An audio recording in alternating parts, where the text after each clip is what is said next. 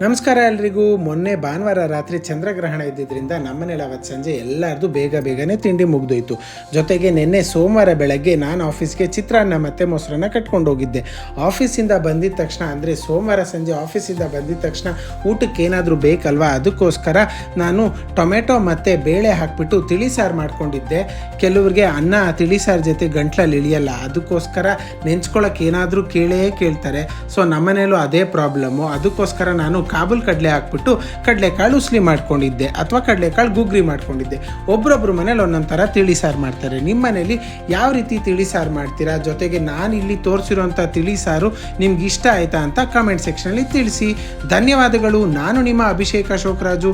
ಇನ್ನೊಂದು ಟಿಪ್ ಏನು ಅಂತಂದರೆ, ಕೆಲವೊಂದು ರಸಮ್ಮು ತಿಳಿಸಾರು ಸಾರುಗಳಿಗೆಲ್ಲ ನಮ್ಮ ಮನೇಲಿ ವಿಶೇಷವಾಗಿ ತುಪ್ಪದಲ್ಲೇ ಒಗ್ಗರಣೆ ಹಾಕ್ತೀವಿ.